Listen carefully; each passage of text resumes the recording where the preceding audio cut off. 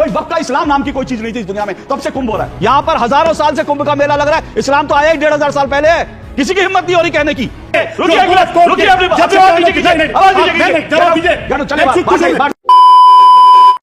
चलो भाई, एक तरफ कल्याण बनर्जी है, एक तरफ ममता दीदी है, एक तरफ अखिलेश यादव है। एक बार भी इनके मुंह से नहीं निकला, एक बार भी ट्वीट नहीं किया।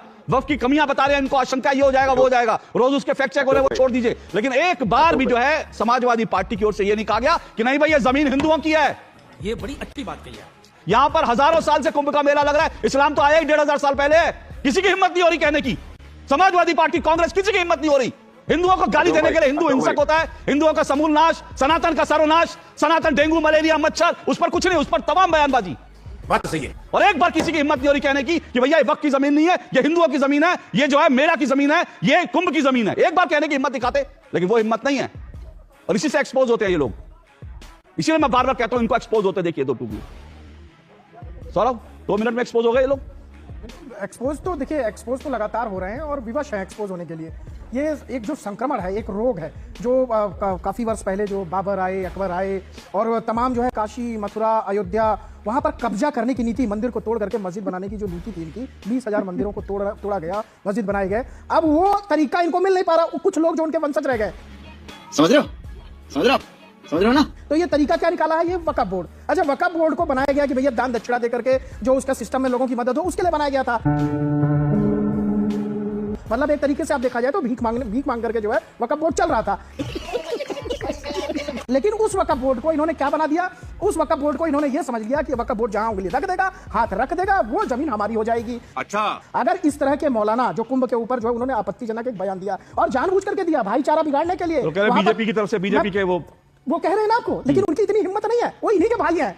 अरे बाप रे, ये तो धोती खोल रहा है। वो मीठा जहर घोलते हैं, ये कड़वा जहर घोलते हैं। वो इन्हीं के भाई। अगर वो बीजेपी के एजेंट है तो आप मौलाना साजिद रशीदी क्यों नहीं गए थाने? वो क्यों नहीं गए FIR कराने के लिए कि भैया वो जो है उन्होंने गलत बयान दिया है, मैं जाकर के थाने में रिपोर्ट कराता हूं। मौलाना साजिद रशीदी एक्सपोज हो गए, वो नहीं जाएंगे। क्यों? क्योंकि वो उनके छोटे भाई हैं, मीठा जहर घोला है उन्होंने, तो इसलिए भारतीय जनता पार्टी पर उनको टाल दीजिए। देखिए, महाकुंभ के अंदर जिस प्रकार से आप समझिए, कुंभ मतलब कलश, जहां से अमृत छलका था, अगर वहां पर मुसलमानों की आस्था नहीं है, जब आप प्रसाद ग्रहण नहीं कर सकते, मंदिर में आपकी आस्था नहीं है, डुबकी लगाने में आपकी आस्था नहीं है, जब किसी चीज में आपकी आस्था नहीं है, तो वहां पर आप विवादित बयान क्यों दे रहे हैं? ये हुई ना बात। अभी मौलाना साजिद रशीदी ने क्या कहा कि वहां पर हमारे लोगों ने दुकान लगाई है, तो वो हराम नहीं है? जब आपका धर्म इजाजत नहीं देता, इस्लाम इजाजत नहीं देता, तो वहां पर पैसा कमाने के लिए आपका जो है वो आपको जो है मंजूर है, और ऐसे आप डुबकी लगाने नहीं जाएंगे श्रद्धा के लिए। यही मैं कह रहा हूं कि मौलाना साजिद रशीदी, कथनी और करनी में अंतर जो आपके दिखता है ना, उसको बदलिए। ये आपके छोटे भाई हैं, आप उनके बड़े भाई हैं, दोनों मिलकर के जहर घोलना चाहते हैं। भारत की जो भाईचारे की है उसको बिगाड़ने का प्रयास कर रहे हैं आप लोग। अच्छा, कुंभ के मेले में मैं तो अभी 2 दिन पहले गया था, वहां पर इस तरह की कोई ऐसी बात नहीं है। ये मौलाना एक बरेली में रहता, बरेली का इन्होंने एक पदभार ले लिया, बैठे दिल्ली में है निजामुद्दीन में यहाँ पर, और यहाँ से ये जहर घोल रहे हैं वहां के लोगों के लिए।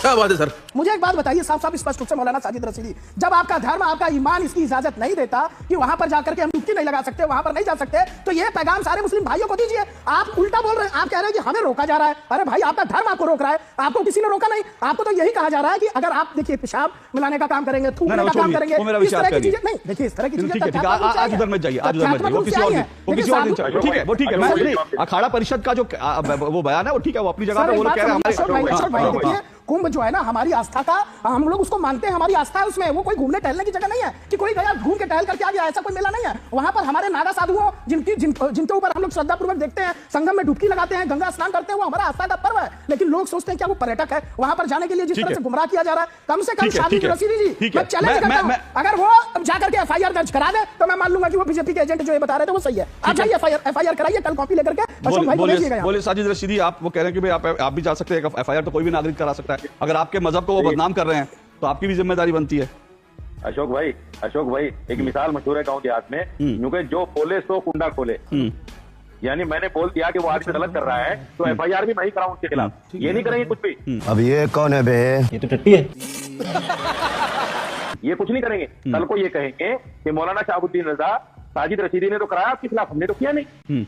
आप तो हमारे थे, हम आपके थे, आपके ही आदमी ने कर दिया। चित्त भी आपकी, पट्ट भी आपकी, वाह वाह वाह वाह, चित्त भी आपकी, पट्ट भी आपकी। कार्रवाई तो करनी पड़ेगी क्योंकि आपके आदमी ने कर दिया। गलत बोलने की हिम्मत नहीं आपकी। ओके ओके ओके ओके, एक मिनट रुकिए, मैं यहाँ पर मैं मोहम्मद आसिफ को भी लेकर आता हूँ, उनका भी मैं व्यू ले लेता हूँ, उसके बाद मैं आता हूँ। रुकिए एक मिनट मौलाना साजिद, एक मिनट। मोहम्मद आसिफ जी, इस पूरे मसले पर आप क्या कहेंगे?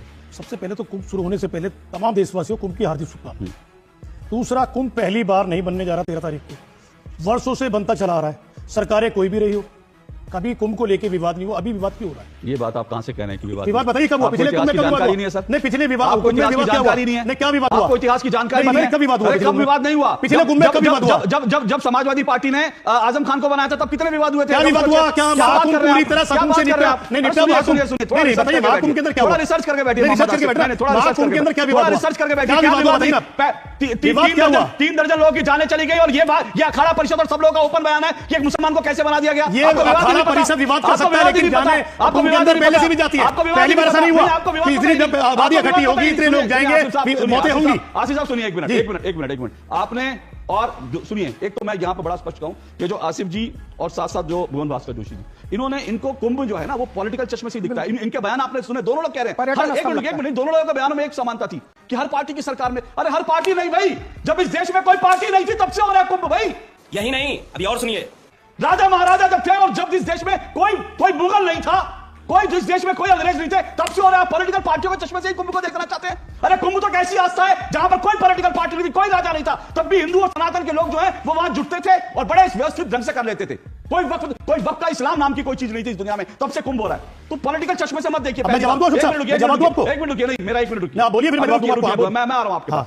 दूसरी बात मैं फिर कह रहा हूं, एक बार नहीं 50 बार, जब से पॉलिटिकल पार्टी, जब से आजादी के बाद, एक बार नहीं दर्जनों बार विवाद हुए हैं, दर्जनों तरह के विवाद हुए हैं कुंभ को लेकर के। तो ये सवाल नहीं है, मैं सिर्फ ये कह रहा हूं, जैसे मैंने उनसे पूछा था, आपसे फिर पूछ रहा हूं, ये जो वक्फ को लेकर के जो बयान दिए जा रहे हैं, मेरा सवाल उस पर था, जोशी जी भी उधर से कन्नी काट गए, आप भी कन्नी काट रहे, क्योंकि मेरा सीधा सीधा आरोप है, आप जैसी पॉलिटिकल पार्टियां ही ये जो वक्फ के नाम पर कहीं भी उंगली रख के जमीन बता देते हैं ना, आप लोग इनको शह देते हैं। शह कोई किसी को नहीं दे रहा, सरकार की शह है। सरकार कानूनी कार्रवाई करे, मुकदमा देके जेल में डाले। सरकार डाले कैसे? क्योंकि सरकार के नेता पार्लियामेंट में गालियां बकते हैं, उन पर सरकार कानूनी कार्रवाई नहीं करती। सरकार, कोर्ट कहता है इनके खिलाफ कानूनी कार्रवाई करो, नाम लेके 3 एमपीओ के, तब भारतीय जनता पार्टी के नेता एफआईआर नहीं करते, तो कार्रवाई करेंगे किसके ऊपर? इनका मेन मकसद मौजूदा हुकूमत का एक है, भारतीय जनता पार्टी का और नरेंद्र मोदी जी की पॉलिटिक्स का। आप व्याधित बयान दीजिए, आपके ऊपर कानूनी कार्रवाई नहीं होगी, उस पर सिर्फ चर्चा होगी। जो आज हम कुंभ को लेकर, वक्फ बोर्ड को लेकर यहां बैठ के चर्चा कर रहे हैं, जबकि चर्चा होनी चाहिए देश के हालात के ऊपर। आज दिल्ली में चुनाव है, उसको लेकर किस तरीके, लेकिन नहीं चर्चा हुई किस बात के ऊपर? जब कोर्ट ने कहा भारतीय जनता पार्टी के 3 एमपी को लेकर एफआईआर होनी चाहिए। अशोक जी कहा ना कोर्ट ने, अशोक जी कहा ना कोर्ट ने कहा ना इन तीनों को एफआईआर चाहिए, लेकिन रातों रात उस जज का ट्रांसफर हो गया क्योंकि भारतीय जनता पार्टी के नेताओं के ऊपर कानूनी कार्रवाई नहीं हो रही। शर्म आनी चाहिए हुकूमत को, हुकूमत आनी चाहिए सबको, इस हुकूमत को शर्म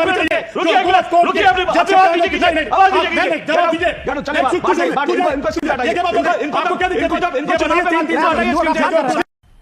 मजा आया, और मैं ये जो मजा है हिंदुस्तान के हर व्यक्ति को देना चाहता हूं।